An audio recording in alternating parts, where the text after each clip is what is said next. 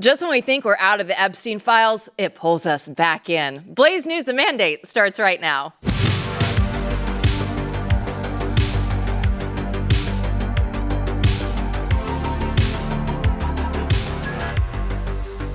Welcome in, everyone. I'm Jill Savage, joined by Editor-in-Chief Matthew Peterson. Who's writing this show? Like, what's going on with this Epstein thing again? What are we doing here? It's a great topic. I know everybody loves it, especially DC politics editor Chris Bedford. It's his favorite topic, Jeffrey Epstein. I'm writing about right now. How little I care about it. You are writing about it all the time because it's still in the headlines. We have the House Oversight Committee. They're opening up its probe with the testimony from former AG Bill Barr. So we all know Barr is not a big fan of Trump, but he told Chairman Comer that there's no evidence tying Trump to Epstein's activities. So, Bedford, when we look at this, is this actually a setback for the Democrats, or is this actually giving them like some more ammo to go after him right now? I think all aspects of the coverage these days are setbacks for the Democrats. The people who actually were able to get these reports were the House Representatives, Republicans, and the testimony so far by that same committee, closed door but leaked to the press by members who were there, is what you just talked about right there. That President Trump was never even remotely implicated in the scandal, and that was never even really a question. I mean, it maybe briefly came up early in the 2016 campaign, but the narrative quickly, the reporting and the reality quickly revealed itself to not be true, not actually have him connected to this ring, just that he knew some of these people. And of course they did. I mean, it operated out of Florida, a lot of it, and New York. That was some of the home bases. So he was in social circles until he kicked them out. Democrats, though, have just really severely overplayed their hand. And that's what I'm writing about. It's kind of what we talked about a little bit last night. It's kind of gone when they say things, why is Donald Trump on the roof of the White House, touring it, by the way, with his architect that's doing the East Wing rebuild, James McCreary. Is it possibly to distract from the Epstein files? No, it's probably to tour it with the architect for the rebuild. Or over the weekend, that great clip you played yesterday of Swalwell saying that meeting with Putin to discuss an end to the war in Europe is actually just a ploy to distract B-2 bombers, Air Force Base, and all. It seems a lot more like Democrats are screaming into the wind at this point. Hey, we don't get off message. We don't want to talk about all the wins. We don't want to talk about all the good things going on in the administration. All of this, all that really matters is Epstein. And it's starting to become like, the first song that they played was Russia, Russia, Russia, Russia, Russia, Russia. The second song they played was Ukraine, Ukraine, Ukraine, perfect phone calls, Zelensky, etc. And the third one they're playing is this. And each one since that first hit has really failed to make the charts. Top 40 hits by Chris Bedford. Who knew we were going to get, a top 40 countdown? But when you talk about Democrats, they're claiming that Comer, he's not an investigator. He's actually just part of Trump's cleanup crew out there. So, Matt, when you look at it, like every time the Democrats don't get their way, they're like, it's a cover up, right? This is what we're seeing. So is this going to be the playbook no matter what happens, right? Like literally the headlines could be anything right now. They'd just be saying it's a cover up. I don't think that they have a playbook, right? I mean, I think we're at the point in which this won't be the playbook moving forward. They don't know what the playbook will be. This is ridiculous. This is the kind of thing where I don't need Bill Barr to tell me that Trump isn't implicated, because we all know, and we've said it a million times, if Trump had been implicated in any way whatsoever, we would have heard it shouted from the rooftops for years, because we're making up crimes for Trump.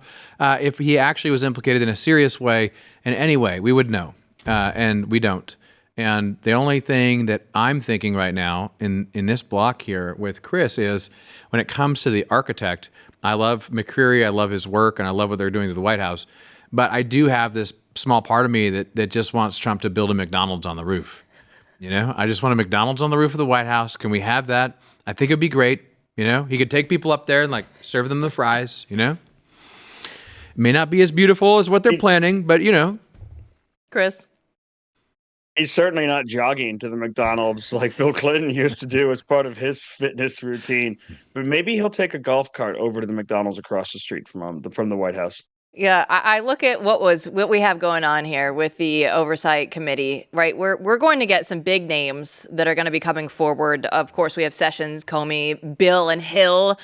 So this could get actually pretty exciting. Like if you're on the right, this might be one of the more exciting things that we've had happen to us in quite some time when it comes to the point where we're actually going to be putting people, with subpoenas in front of everybody out there in DC. So what are we actually expecting, though, from this, Matt? When we look at this, like, should I temper my expectations? Because usually we get very excited on the right and then nothing happens. Okay, I hate to say this. I hate to be the Chris Bedford of this segment. Oh. But Mrs. Chris's job to do this, but I'll step in the gap here. Yeah, you absolutely should temper your expectations. You should expect, really, I think, very little. But it will be a fun spectacle. I mean, of substance, expect nothing. But a spectacle and actually, making people uncomfortable who should feel uncomfortable, that part of it's going to be freaking great. And everyone will be there with bells on because this issue does resonate with the American people. Epstein represents corruption in this country. His whole story seeped right into the heart of American culture. There were flags and, off the freeway in LA saying Epstein didn't kill himself. This is a four corners sort of entertainment drama. And if you bring in some A-listers, like you bring in some old Clintons, that's going to be fun. I mean, so if this actually goes off, it will be good entertainment. It'll make people uncomfortable, but don't expect anything of substance to be said, I don't think. Well, we're trying to get things done out there in Washington, D.C., and we have a new co-deputy director of the FBI. We are going to get Missouri AG Andrew Bailey. This is going to all start on September 8th. Matt, I want to go back to you, though. So why is Bailey being added now at this point in time? Why is this important? Well, that's a loaded question. I mean, there's a lot of talk about why that might be now. But I think fundamentally they need very talented people in extremely important positions to get the job done. And there's not a lot of people. Everyone knows Kash and Bongino. This is a large agency where a ton of reform is needed. It's at the heart of the corruption that's been allowed to fester in this country. So it would make sense to bring in someone who's a very sharp, aggressive AG who's done a great work in Missouri and had a national impact. Someone whose name has been around for some of these posts for a while since the inauguration. So it makes a lot of sense to bring in more talent to the situation. That's the positive, right? The negative is that there's some things maybe that aren't getting done that people think should get done, and they feel that there needs to be some change in how leadership is operating. Yeah, Bailey's filed multiple lawsuits against the Biden administration. He's well known for the Murphy versus Missouri legal case. And when we look at all these things that are going down right now, Chris, it's interesting timing in that we got 6 months into this and now they're like, okay, you know what? Another co-deputy director. Anytime you put co in front of something, it's like, okay, what is actually happening right now? Well, there's certainly room in the job for it. The deputy director oversees the personnel of the FBI. So that's tens of thousands of people that he's got to deal with and got to manage. And Bongino, despite being a former officer, Secret Service agent, and despite having a very successful radio show and podcast, doesn't have that kind of management experience. And he's also, I'm sure, a little burned out by some of the aspects of this. It can be exhausting. DC can really wear you down. It's one of the reasons why he left and went into commentary in the first place and the successes he had there. There's also, of course, a lot that he could potentially be doing back in Florida. I think there might be a Republican congressional district that we've done some reporting on where the congressman there is in some hot water and has been iced out of the Trump family. So that's a district that Bongino lives in and one where he could actually be able to come potentially run it. So the rumors in Washington are that he's there eventually to replace someone. Now, Attorney General Andrew Bailey's done a really great work in his state. He fought Planned Parenthood. He fought on transgender issues. He fought on illegals on the voting rolls. He fought the Biden administration up and down on a lot of these main things. He originally wanted the job of director of the FBI and was not, as far as I could tell, willing to take anything less than that. Now his tune has changed. Who knows exactly what he was offered by the White House?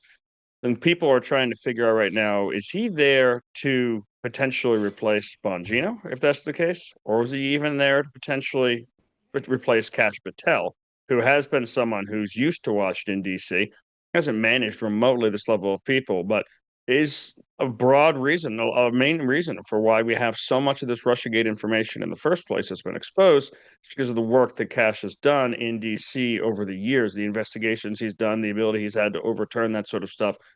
And that's where it starts to get a little spicier, because I think that would start to really upset more people.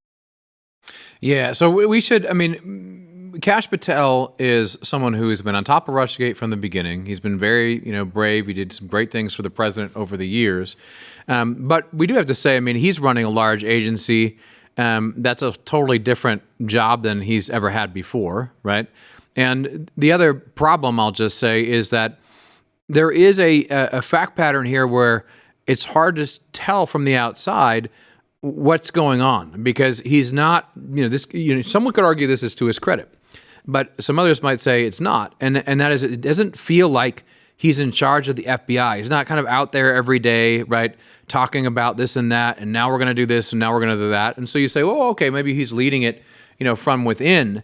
But there is a lot of talk, around town and elsewhere that's not happening, and that some of these reports on the left, while no one wants to agree with them publicly, may have some validity to them in terms of how things are going over there at the FBI. So, we'll have to wait and see. But the main thing I think we should take away from this is that, look, Bailey is talented. Bailey is energetic. And they need more than two people at the top of this thing. And whatever's going on over there, we need someone who's going to be aggressive and who's going to actually clean house. And so, we on this show and many others have given the benefit of the doubt about some of the questionable moves that have been made, including some of the personnel stuff, right? We've had Steve Baker on talk about why these J6 people not all the hell out of here. There was arguments that were made like, well, they're going to be involved in certain cases and so forth and so on. All of that has led to a little bit of confusion. And I would venture to guess that Bailey's the kind of guy who doesn't like confusion. Yeah, we will definitely stay on this story because there is a lot still to develop with this one, I'm sure.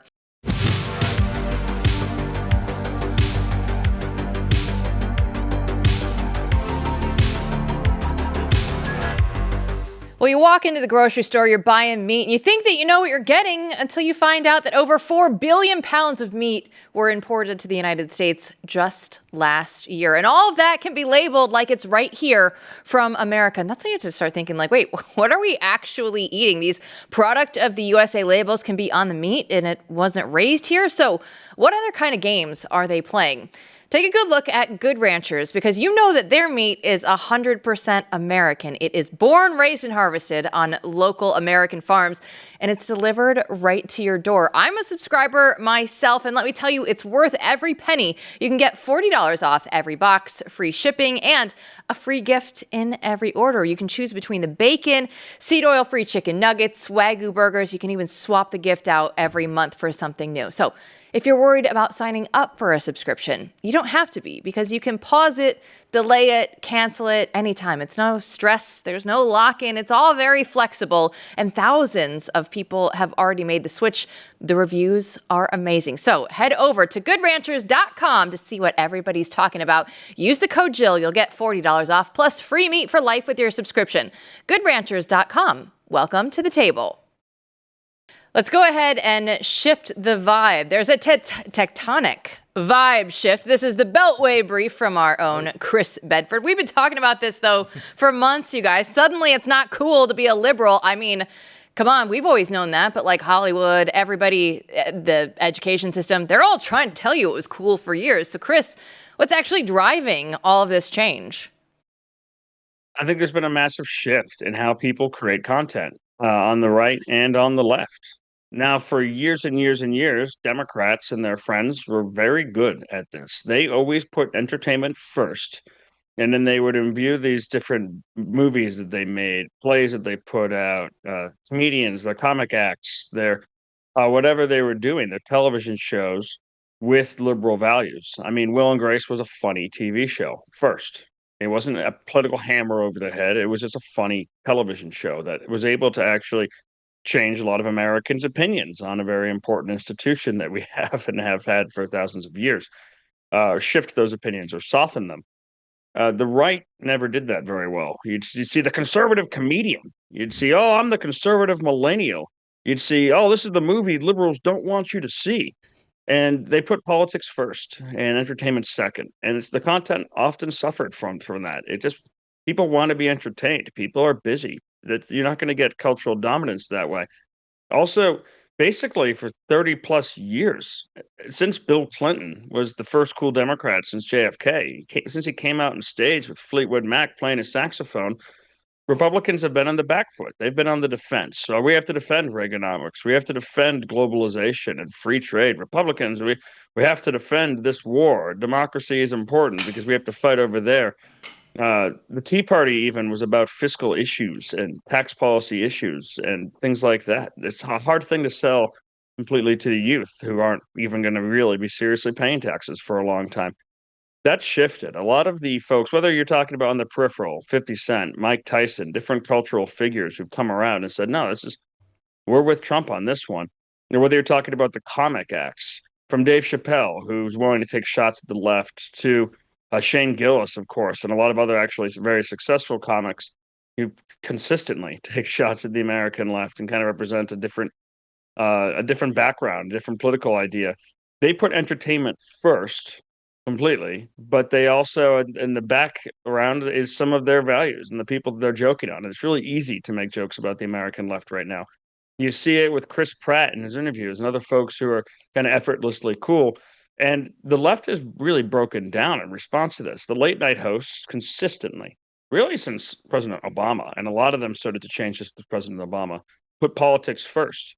Whether you're ESPN or whether you're one of the HBO or any of these other channels that you can get a subscription to, Netflix, they put political matters first, and they're starting to realize that really drove people away. They were there to watch sports. They were there to watch movies. They were there to watch documentaries. They weren't there to get lectured by Spike Lee. Spike Lee was much more interesting when he made interesting movies that showed his values as opposed to movies about his values, period. That was significantly less interesting. The left is doubling down, and the more people tell them that they're uncool, the more uncool they act. And it's really starting to seep into the broader culture. I mean, Stephen Colbert versus Shane Gillis, SNL versus Shane Gillis, and things like that. It's a hard thing to sell on who's actually on the up and up in the American culture. And political fortunes, Donald Trump is the leader of this, by the way, but political fortunes will rise and fall. Republicans may be out of power after these midterms. They may lose the Senate. I think it'd be a tough one, but they may lose it. They're more likely potentially to lose the House of Representatives. I think they could hold it, but that doesn't matter nearly as much as the cultural vibe shift, which usually those sorts of things are here to stay quite a bit longer. We've talked about the social media of this Trump administration. Let's look at the Homeland Security video that they have out. It's called Iced Out. And you guys, just look at like the Overton window shift of, we used to have images of AOC down crying at the border, and now we get this video and we can't play the music on there because, YouTube, they ding us for this. They wouldn't let us play it. But guys, I just look at, if you go back to Ted Cruz and he had that poster where he looked like a gangster, like that feels like the beginning of the vibe shift to me. Like Republicans were not cool at all before that. And Matt, now it feels like they've actually taken strides to where it's like, yeah, I'm Republican. This is cool. This is what it's going to be. It's a normal thing now. Yeah, it was interesting you mentioned the poster. I mean, that was Sabo, who is very good at what he does. He's an artist who does political art. So he was able, right, by giving tats and making him svelte and in shape, and a cigarette, right? Don't forget the dangling cigarette. He made Ted Cruz look cool. That was really bold and edgy back then. But now what you see is actual government accounts, right? And if you look at what they're doing, listen to what Chris is saying. It's that yes, you're actually making interesting art. You're actually making interesting culture first, and then the politics comes second. I think that's absolutely true. And you notice the aspects. It's bold. It's unapologetic. And also, I would say, as opposed to all the issues that Chris was talking about, the Republicans had to defend in the past, they defend them in the past with numbers. And no one cares. I mean, they defend them in the past with sort of real Poindexter sort of arguments, real nerdy kind of arguments. And they wouldn't speak in moral language. And if you want to get people's attention, you want to talk about economics, you talk like the founders talk. The founders, when they talked about economics, they talked about morality, like what's good, bad, what's just, unjust. Are you getting screwed? Is this good or evil?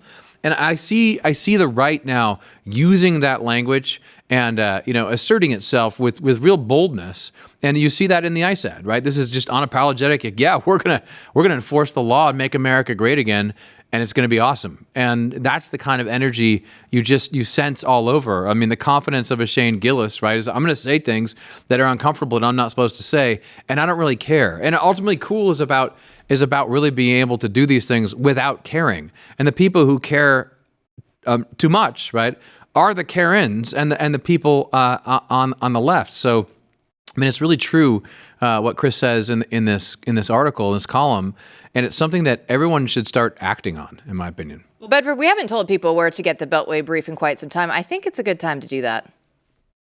Oh, yeah. Go to theblaze.com/Bedford and you can sign up and get the brief. Usually when you read it on the website, it is behind a paywall. Of course, you should sign up and become a member of the Blaze. But if you sign up for this email, then you get that little sneak peek of being able to read my pieces in full in your inbox every morning. And Matt, you're so right. I mean, my favorite thing was how Mitt Romney wrote a book called No Apologies, and all he did was apologize. So it's so good. that was what they did. The old right. That's what we had to look forward to. Thankfully, we don't have to deal with that anymore. Bedford is going to have the interview. Daniel Turner, one of our favorites. Our thousands of judges compromised to push the green agenda. We'll have Bedford's energizing interview next.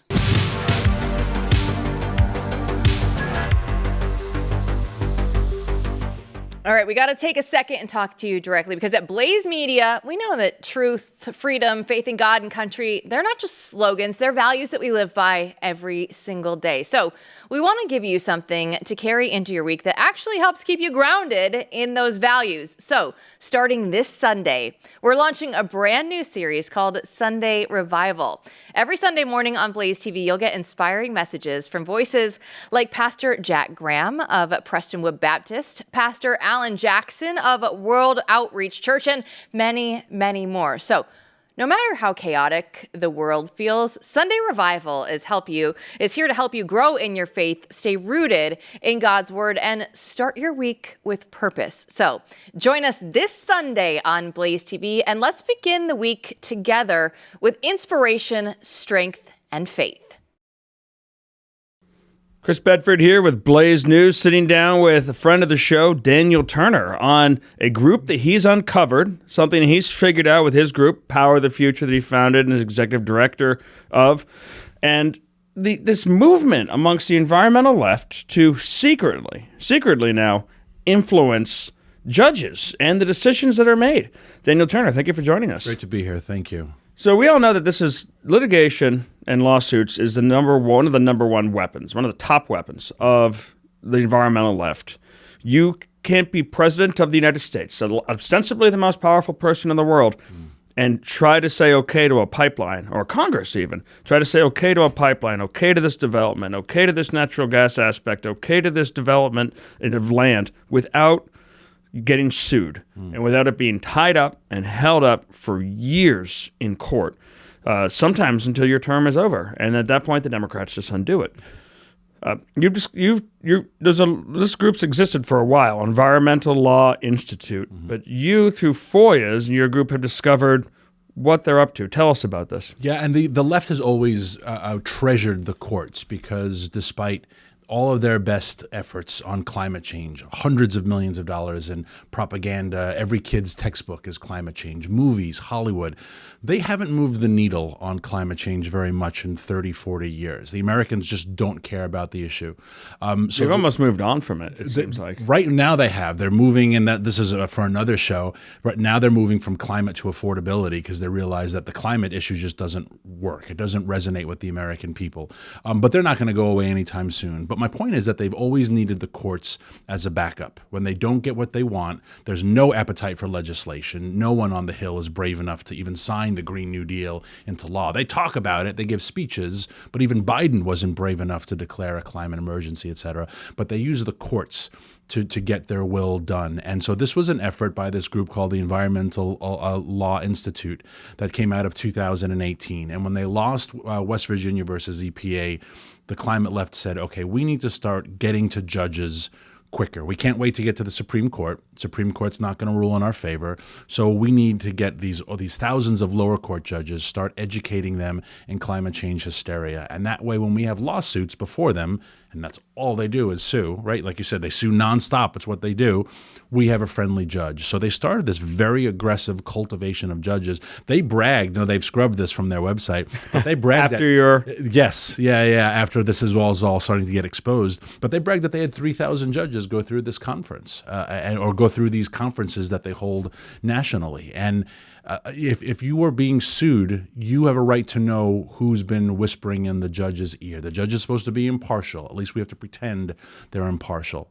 And clearly there's an effort to have judges not be impartial. And we sent this letter to AG Bondi asking for an investigation into this deliberate attempt to bias the judiciary. So judges, I know they have to do this with certified public accountants. You have to do this with attorneys. You have to do this with a whole host of different folks. They have to go back in for training. Mm-hmm. Continuing education, I think it's called, where they go to these seminars.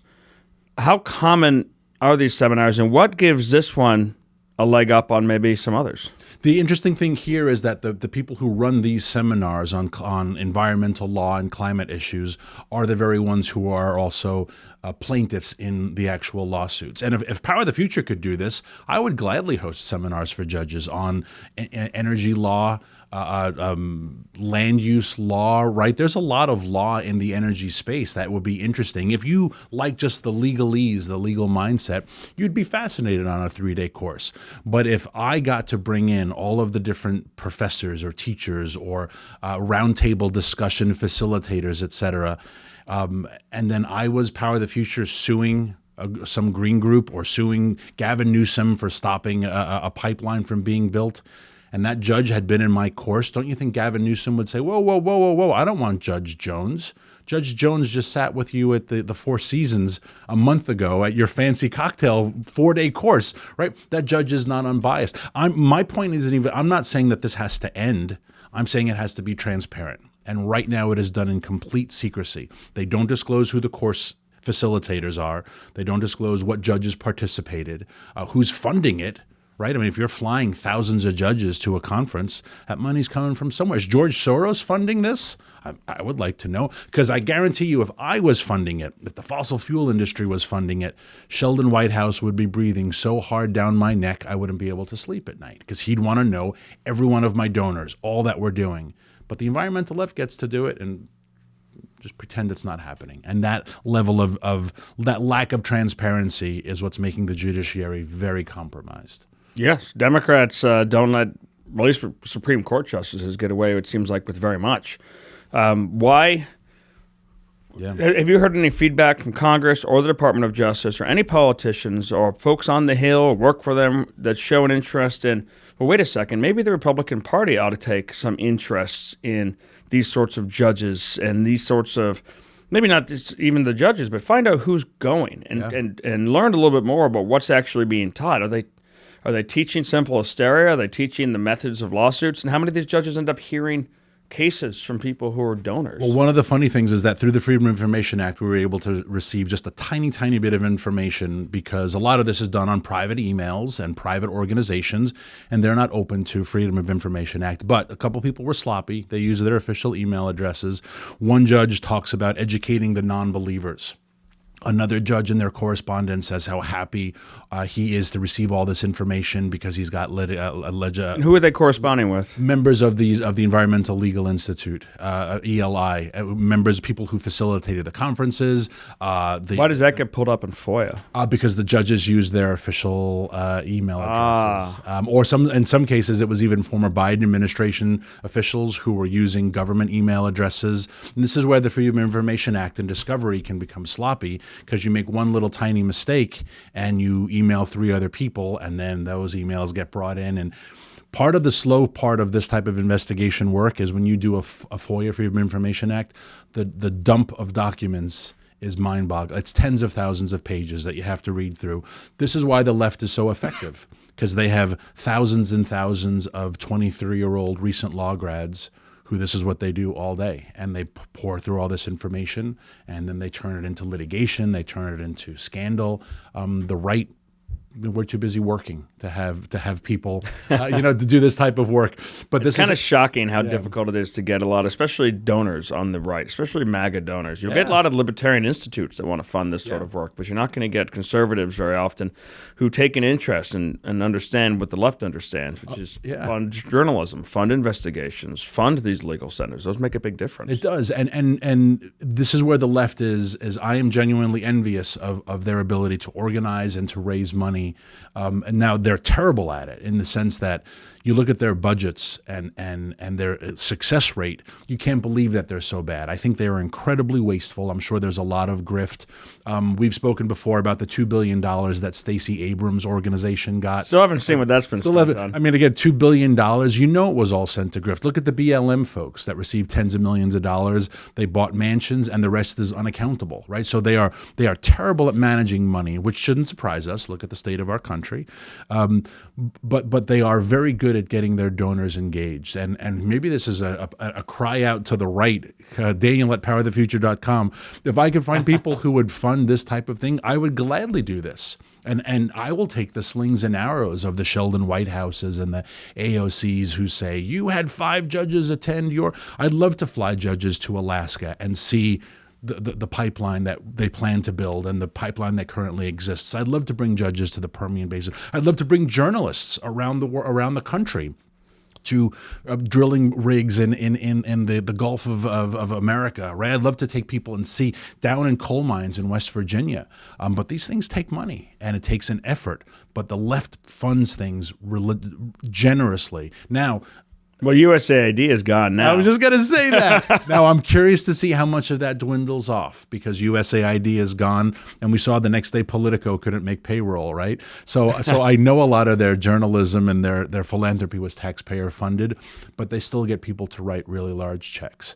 And I wish the right could do the same, because we can be a lot more effective if I can demonstrate to journalists, to judges, to attorneys general, to everybody how important this industry is. You know, there are organizations in the American right that suck up all the money. I mean, how many times have I been to a Koch conference that is filled with people who are conservative businessmen who think that the Charles Koch agrees with him, and that the Charles Koch Institute agrees with them, because I told that, but it's actually not going to that.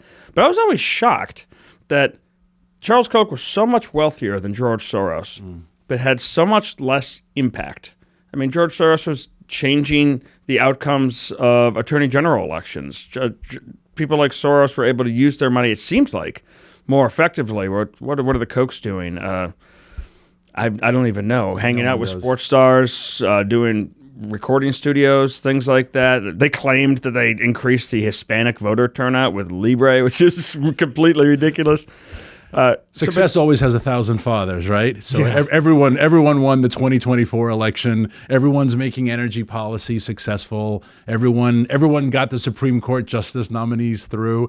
But the left is way more focused and more aggressive. The right, we have a lot of money, but boy, it seems to get wasted tremendously. And you're right, this is a prime example. And other organizations as well that they have these.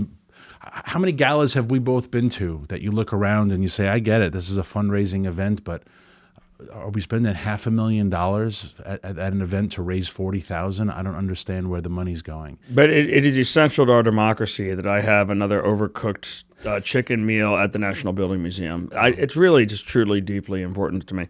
How did you get tipped off to this sort of work? Or was this something that's just been going on for years and it was time to do the FOIAs and search for it? There were a number of organizations have worked on this as well. I think what finally tipped us off was when we knew that there was FOIA-able information and we knew we could find some stuff. And my organization has spent a huge chunk of our budget on Freedom of Information Act the last 4 years. We knew the Biden left would be sloppy. We knew they would be... They were so confident they'd be there forever. And cocky, right? No qualms using their official email address to do unofficial work. And so we've only begun to scratch the surface of how much... There are FOIAs that we still can't get. Even with the Trump administration in power, for example, the John Kerry Climate Office at the State Department, the State Department FOIA attorneys still will not turn over those documents.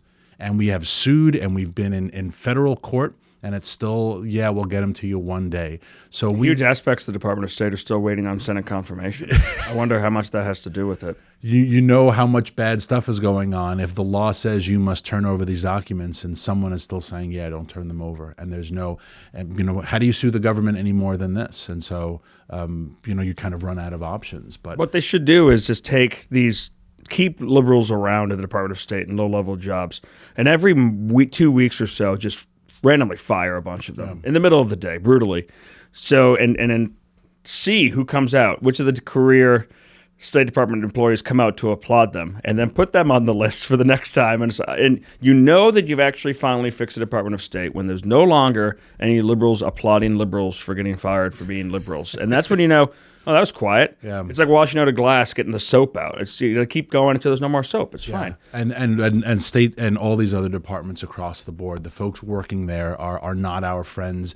And when it comes to my area, the Energy and Department of Energy, the Department of Interior, the EPA, of course, this is where these folks embed because they want to stop the administration from being successful, and they will use every mechanism necessary.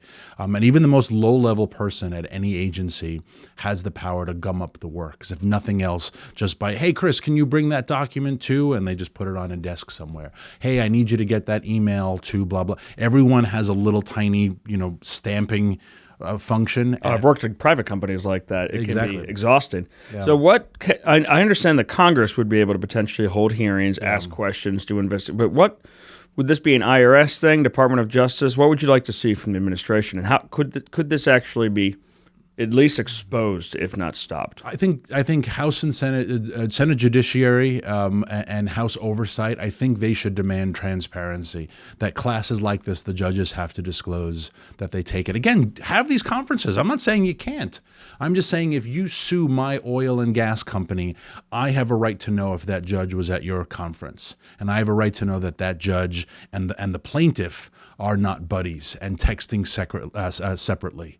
That just level, and I'll just ask for a change of venue. Did they play golf together in Colorado Springs? All that nonsense. What are they doing? Did their wife fly a flag that I consider to be racist? Remember poor Sam Alito's wife put up a flag that George Washington created, and everyone was like, where did she get the flag? I love that it turned out that her flags were largely very personal middle finger messages to one neighbor. Exactly. And it was just a back and forth that her husband was almost completely unaware of. It seemed like, oh yeah, my wife is fighting with someone in the neighborhood. I just want that level of complete transparency that I think all of our elected officials and our judiciary members, we have a right to know that, right? It's the same as our members of Congress. We have a right to know what stocks you've been selling in a skiff, right? That'd be nice. We have a right to know, certain donations, obviously FEC reports have to make it open, but certain don't have to get disclosed. And that's just all, we just want transparency. Oh, and there's still a little follow-up. It's like whether you're Hunter Biden or members of Congress, they always say, I divested. Yeah. But you're checking, you're looking at documents, and it doesn't look like that's actually true over and over and over again. No, Jennifer Granholm, when she was going through her hearing 5 years ago to be Secretary of Energy,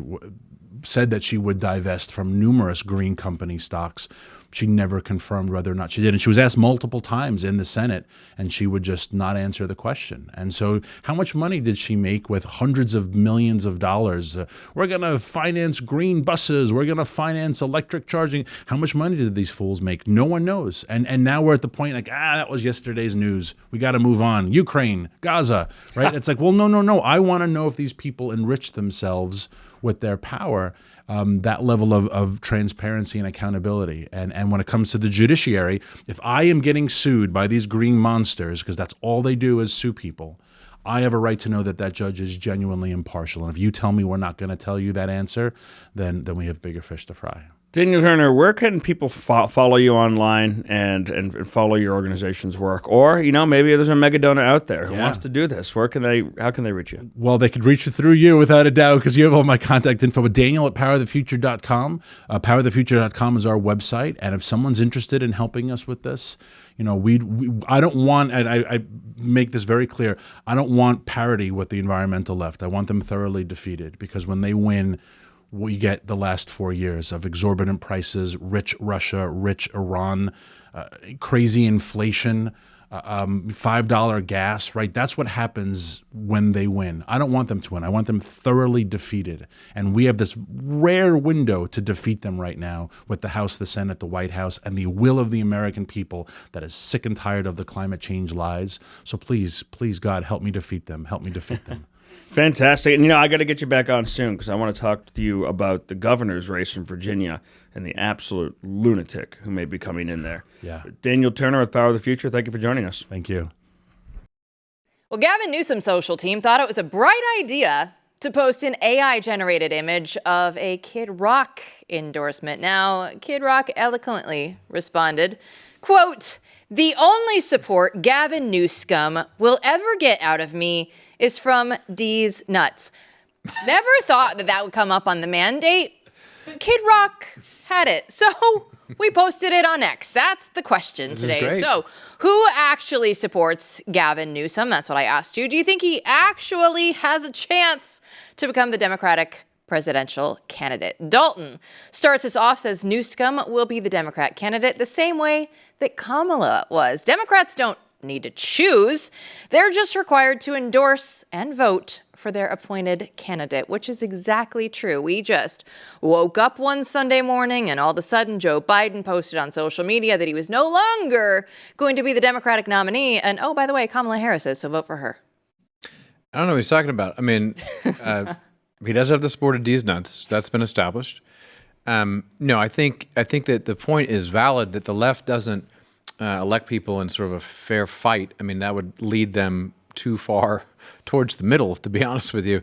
And it's a very top-down organization. So what Newsom is doing right now is securing the crown, right? He's going around securing the crown, saying, look, I'm the only royal left, right? I am the only one with royal blood, and I deserve the crown. And that's what he's doing. And it does look like they're going to give it to him. And he has a great shot. I mean, I would just go back to a Ron DeSantis debate that he had, and he couldn't even go take that down. So, I mean, come on, we can pretend, okay? Let's get to Keith, who wrote that as long as there's election fraud, he has a chance, which is a great point. The Democrats don't have to play by the rules. They're like, we're just going to stuff the ballots into there, which we showed you on the show yesterday. That's what they're doing in Michigan right now. Yeah, I mean, this is why it's important that Trump keeps talking about whether the executive order does anything or not. He keeps talking about the fact that there is ballot stuffing and mail-ins are a ridiculous idea. You have to keep pushing on that in order to make sure this doesn't happen again. But the fact remains, look what just happened. We did just win by a solid punch in D's nuts in 2024, and Trump is president. So go cry more, cope and seethe. So we need to be locked in when it comes to election security. But things are moving in a good direction there. The one thing that I see with this is the memes that the left is using, right? I mean, it's very confusing as to like how they're like awkwardly trying to. I mean, Kid Rock is responding to a meme, right, of him supporting, and you're like, why did you do that? What did you think that was funny? It was ironic. It's like sort of maybe could be funny or maybe sort of ironic, but they just can't really nail it, And you see them like flailing around just like Newsom is flailing around. Well, it goes back to the culture, the vibe shift. They want a a Republican endorsement. He wants Kid Rock on his team. Come on. Let's go ahead and round out the replies with Henry, who said the Democrats are a party of death and destruction. Newsom would be a great candidate to represent them. I thought that was, just a little lighthearted way to end the replies today. Yeah, well, I mean, yeah, in truth, he stands for a lot of evil. And even when he says things to, pretend that he's quote unquote moderate, he's been such a coward that he's let so many terrible, terrible things happen in California. And, sort of like the left said, I mean, people will die. I mean, people did die. People died in the fires. People died because of, crazy Democratic policies when it comes to crime. So I think the rest of the country knows that he doesn't really stand on a pedestal. But nonetheless, I wouldn't discount, the left coming together and rallying behind anyone. And the fact that he is, so terrible and so greasy, or he has that kind of weird lizard, reptile interior sheen on him where it's like, is this guy even human? He's a little too perfect, and the skin is so stretched, and his personality is a little scary. But I wouldn't put it past the left to rally to any leader who stands up. And right now, he's really one of the only people they have that they can point to as someone that they might run. But we have a vibe shift. We talked about it with Bedford. It is very apparent. I remember last football season, we saw everybody doing the Trump dance. Football season's about to start again. We're very excited for this around here, but you can tell everything is different in the culture right now. Yeah, this is why I'm not worried. I feel great about this, and I'm not scared of Gavin Newsom or any of these characters. The thing about the vibe shift is, again, coolness, right, or attractiveness. There's something you can't really fake about that. You either care what other people think or you don't. And if you don't, it's apparent. But someone like Newsom, you can see him calibrating, right, in real time and trying to be cool or trying to say this and that. And it doesn't, it doesn't come across very well because you know damn well that he still very much cares what the lefties think of him. He cannot even go off on the trans issue without getting smacked.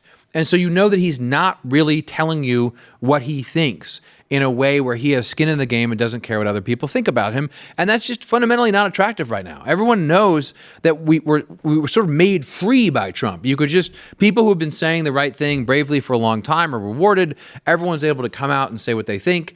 And that leads to a situation in which it's almost more interesting than the politics, right? The fact that we have a cultural shift where, the vibe is this. The vibe is it's this summer. These guys, America's Cup, they got American magic written on the flag. American magic. We're sailing forward into the future, and we're creating cultural products that are just cool and interesting. And we're not sitting there reacting to the other side or reacting to what other people think about us. Tell me your line again, the cultural movement, the cultural shift. The commercial cultural movement, yeah. Because you can't separate commerce and culture. So the sign that you're winning is when you do have successful movies that make money. You have, clothing lines. You have fashion designers. We have something about a fashion designer in here who's like out and out, not left wing, in the fancy cities, making fashion lines of really super cool, interesting stuff. And it doesn't matter. It makes her cool because she doesn't care. It's not just all online, right? Like there are people that are very online and things only happen on X. This is beyond that right now. And you can feel it around. I know we're in Texas. You can definitely see it here. But again, like even when we're in DC, yes, it's still like a liberal city, but you can still feel things changing when we're there. Yeah, it's like the oppression that you could sort of feel like a cloud hanging over you before, to a large degree is gone, especially for people like us. You're walking around and it's just, you can actually, you're not sitting there in a police state anymore. You're able to just be who you are, and you can tell the good guys are in control. Patriots are in charge. And again, we're moving forward. The thing is, we're building the future, and we're not worried about the people biting at our ankles who are behind.